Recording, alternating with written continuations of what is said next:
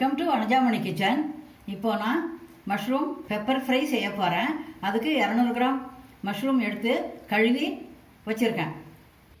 Mushroom pepper fry செய்ய இது போல் மாடலில் தான் கட் பண்ணி வச்சுருக்கேன். மஷ்ரூம் பெப்பர் ஃப்ரை செய்ய ஸ்டவ் ஏற்றிக்கிட்டேன். வானல் காயுது. 5 ஸ்பூன் எண்ணெய் போட்டுக்கலாம். எண்ணெய் காயட்டும். 2 பட்டை 2 லவங்கம், பொரியட்டும்.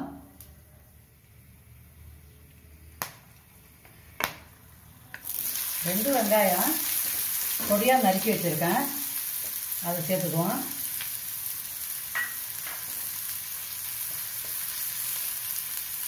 வெங்காயம் வதங்க உப்பு சேர்த்துக்கலாம்.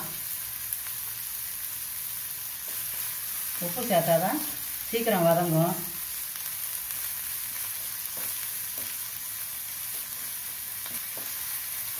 ரெண்டு நிமிஷம் வதங்கணும். ஒவ்வொரு பொருள் வதங்கவும் 1 நிமிஷம் 2 நிமிஷம் டைம் கொடுக்கணும். அப்போ தான் நம்ம செய்கிற டிஷ்ஷு நல்லாயிருக்கும். ஒரு தக்காளி கட் பண்ணி வச்சுருக்கேன், அதையும் சேர்த்துக்கலாம்.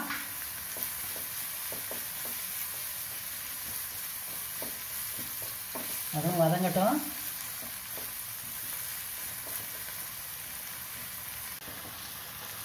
தக்காளி வதங்கிட்டு போதும். இப்போ 2 பச்சை மிளகாய் கீறி வச்சுருக்கேன், அதையும் சேர்த்துக்கலாம். அதுவும் வதங்கட்டும்.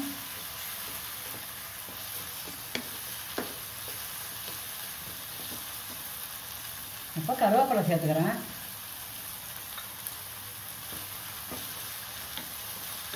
ஒரு நிமிஷம் வதக்குவோம்.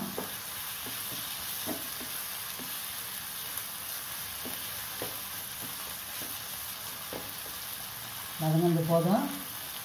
1 ஸ்பூன் இஞ்சி பூண்டு விழுது.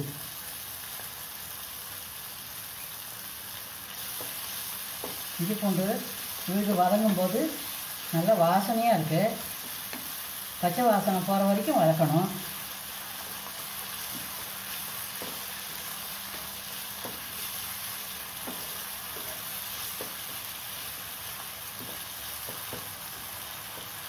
ஒரு நிமிஷம் வதங்கட்டும். இப்போ மஞ்சள் பொடி சேர்த்துக்கலாம். மஞ்சள் பொடி சேர்த்து வதக்கணும். மஞ்சள் பொடி சேர்த்தா ரொம்ப நாள் வதக்கணும்னு அவசியம் இல்லை. இப்போ 1 ஸ்பூன் தனி மிளகாய் தூள் சேர்த்துக்கலாம்.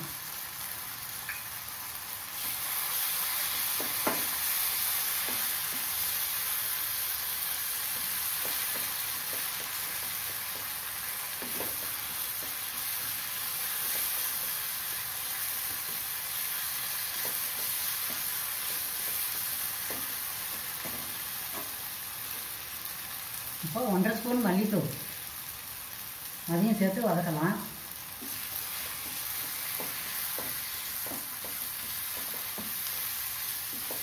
அடுப்பை சிம்மில் வச்சுக்கலாம். இப்போ காளான் சேர்த்துக்கலாம்.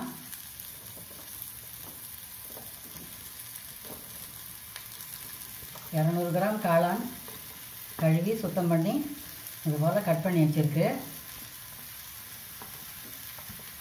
ஃப்ரை பண்ண இது போல் கட் பண்ணால் தான் நல்லாயிருக்கும்.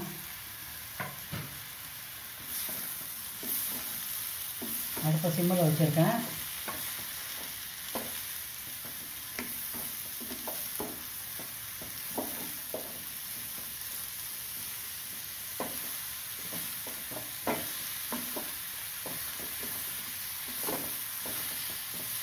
காளான் வதங்க வதங்க தண்ணி விடும்.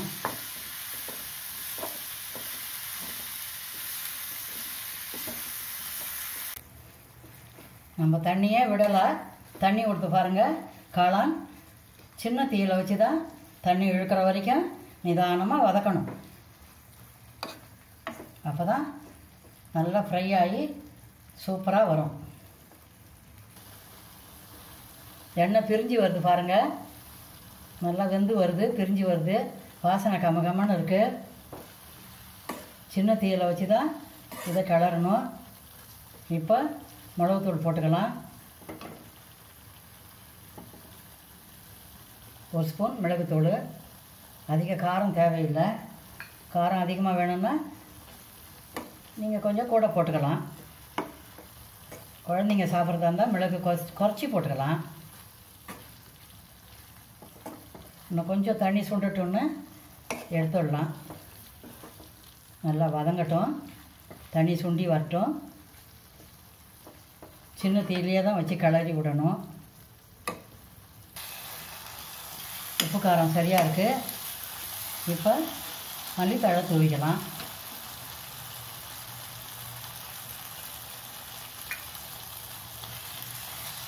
மல்லித்தழை தூவிட்டு ஒரு கிளறிக்கலாம். இப்போ தண்ணியெல்லாம் இழுத்து நல்லா ஃப்ரை ஆகிடுது. மஷ்ரூம் பெப்பர் ஃப்ரை ரெடி ஆகிடுது. ட்ரான்ஸ்ஃபர் பண்ணிக்கலாம்.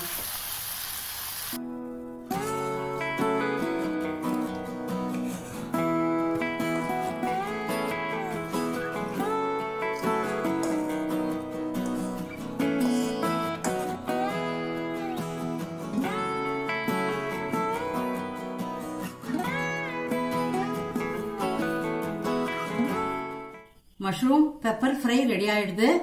நீங்களும் இது போல செய்து பாருங்க. எப்படி இருந்துச்சுன்னு கமெண்ட்ல சொல்லுங்க. இந்த வீடியோ உங்களுக்கு பிடிச்சிருந்தா லைக் பண்ணுங்க, கமெண்ட் பண்ணுங்க, உங்க ஃப்ரெண்ட்ஸுக்கெல்லாம் ஷேர் பண்ணுங்க. சத்துள்ளதா சமைச்சு சந்தோஷமா சாப்பிடுங்க. தேங்க்யூ.